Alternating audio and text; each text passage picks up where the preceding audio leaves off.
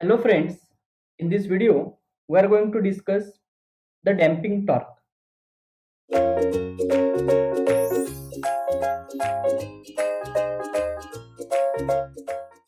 The first important thing is the damping torque is required in order to remove the oscillations. Why the oscillations are present? Because we are having before the damping torque we are having two torques. One is the deflecting torque, second one is the controlling torque. These two torques are opposite to each other, okay, and at equilibrium they becomes equal, okay. But apart from the equilibrium position, for all other remaining portions or the positions on the scale, either TD is greater than TC or TC is greater than TD, and due to the unequal forces, that is the TD and TC, yes, the pointer is having the oscillations. In order to damp these oscillations, in order to remove these oscillations, yes, we are having damping torque, okay. So as long as the measuring instruments are considered, we are having three types of the damping torque. First one is the eddy current damping, second one is the air friction damping, third one is the fluid friction damping, okay. Out of these three, the most effective is eddy current damping, but in order to produce the eddy current damping, the strong magnetic field is required, okay. So here the strong magnetic field is required. Let us discuss why the strong magnetic field is required.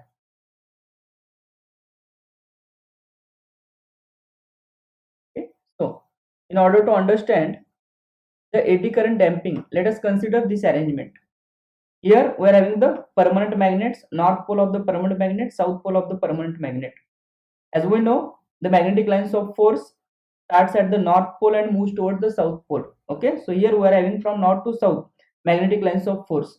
So whatever I have shown here with the dotted lines, this is the magnetic lines of force or the flux or the magnetic field, we can say, okay.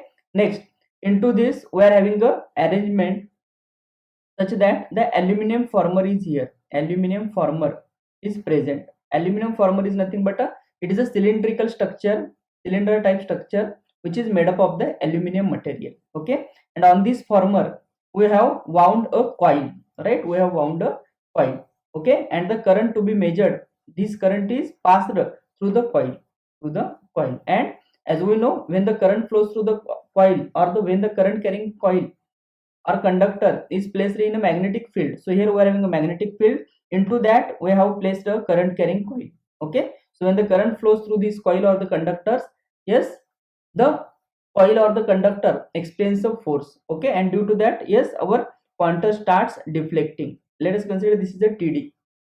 Next, at the second side we are having the spring, hair spring, okay. Due to that, the controlling torque is produced, TC, okay. And due to these unequal values of TD and TC, okay, the pointer is having the oscillations. Now this pointer is attached to the aluminum former, okay. Now as this is the only front view of the structure, okay, imagine the three-dimensional view of this eddy current of this structure, okay. So what will happen? Due to the oscillations means this pointer will starts moving forward and backward, okay. And this pointer is connected to the aluminum former. So due to the movement of the pointer, forward and backward movement of the pointer, this aluminum former is also having the clockwise and anti-clockwise, or we can say the forward and the backward movement, okay. So aluminum former is also having the movement of forward and the backward. So as you, yes, here this aluminum former is moving forward and backward into this magnetic field. So due to that, what will happen? There exists a rate of change of flux linked by this aluminum former, and due to that, an EMF is induced into the aluminum former, and due to the EMF induction in the aluminum former, yes, as one of the function of the EMF is to produce the current, okay. And this current is having the AD type nature, AD type shape, okay. So that's why we can say that the EMF is induced, and due to that induced EMF, yes, the current which is flowing or it is completing the path like this, okay. The current is EMF is induced into the aluminum former, and due to the EMF, the current which is flowing is having the path, is completing its path like this, and this shape is like a eddy. So that's why it is known as the eddy current, okay. Now, and the direction of this induced EMF, yes, it can be determined by the Lenz law. According to the Lenz law, the direction of the induced EMF is such that it will oppose the cause. Now who is responsible for the generation or the induced EMF into the aluminum former? Yes, it is nothing but the forward and backward motion of the aluminum former. Okay, why the aluminum former is moving forward and backward? This is due to the forward and backward movement of the pointer, that is nothing but the pointer oscillations. Okay, so here direction of the induced EMF is such that it will oppose the pointer oscillations, that is nothing but the damping torque, that is nothing but the damping torque, because the damping torque purpose is to oppose the damping, to oppose the oscillations. Are you getting the point? Okay, so very important, eddy current damping. And why yes, strong magnetic field is required, because if the magnetic field is strong, then and only then, yes, the rate of change of flux linkage will be more and the more EMF will be induced. Okay, so generally in PMMC instruments we are going to discuss in coming videos what is the PMMC, what is the structure. It is a permanent magnet moving coil. Okay, wherever the permanent magnets are present, there the eddy current damping we are using. Okay, next, this is the eddy current damping. Next we are having air friction damping. Okay, so here for air friction damping, this is the structure used. Okay, so one important thing is damping torque is required to reduce the oscillations of the pointer. Okay, so here it is a pointer. This pointer is connected through the piston to this air chamber. So here air chamber we are having. Okay, and here it is a piston we are having. Okay, and here it is a pointer. Okay, so now suppose if the pointer starts moving in this direction due to the deflecting torque, if the pointer starts moving into this direction, due to the controlling torque, the opposite torque is produced. Means pointer starts moving forward and backward. Okay, pointer starts moving forward and backward at the equilibrium position. Due to that, what will happen? Yes, due to the pointer movement, forward and backward movement of the pointer, yes, this piston also, yes, will start moving, yes, inside and outside of that air chamber. But whether whatever the air which is present into the chamber, this air will oppose the movement of the piston. Yes. Okay, and this movement of opposition of this air to the piston is nothing but your damping torque, which will be opposing to the movement of the pointer, that is a forward and backward motion of the pointer. Are you getting the point? Okay, because if the pointer oscillates, then piston also moves forward and backward into the chamber, and whatever the air which is present into the chamber, this will oppose the movement of the piston, and ultimately it will cause the opposition to the forward and backward movement of the pointer, right? Next we are having the air friction damping. Air friction damping. Okay, so here we are having the arrangement for the air friction damping. Here we are having, sorry, fluid friction damping. Okay, so here we are using a disc which is placed in the damping oil. Okay, damping oil, the damping oil is nothing but it is the oil which is having a high viscosity, okay, and here we are having a tank. In the tank the damping oil is present, right, and in the damping oil the disc is placed. Okay, and here the instrument spindle is there, and to this spindle the pointer is attached. Suppose here we are having the pointer.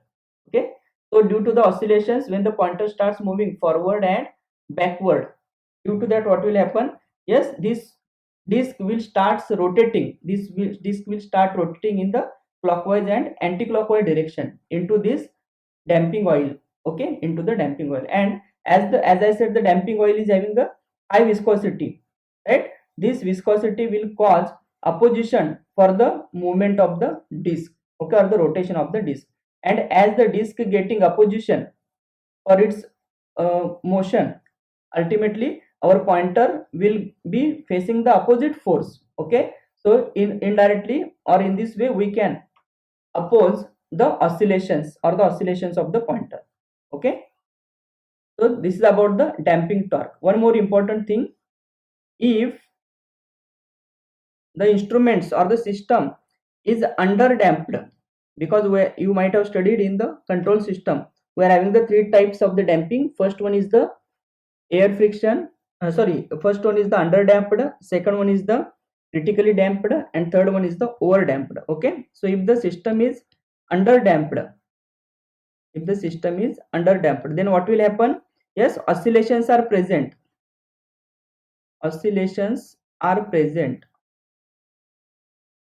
but and pointer takes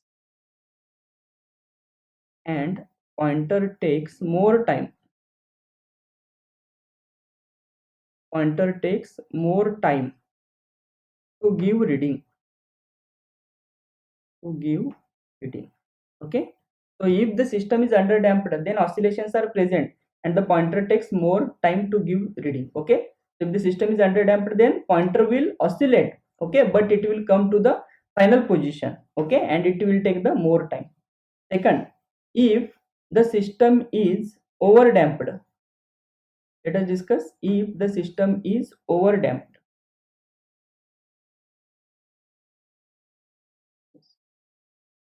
If the system is over damped, then what will happen? No oscillations. Oscillations will not be present. But pointer moves very slowly.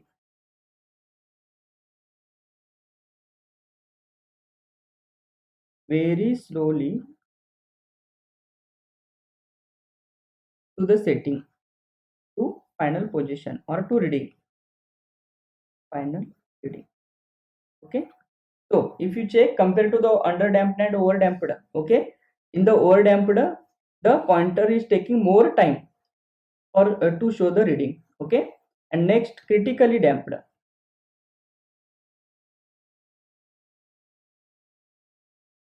Yes, critically damped. For critical damping, yes, for critical damping, pointer reaches final value or the reading in a quickest possible time without any oscillations. No oscillations, no oscillations, and pointer reaches final value in quickest time. Okay, they have asked the questions. Okay, so please try to understand it. Understand it. Under damped, over damped, and critically damped. Okay, so this is about the damping torque.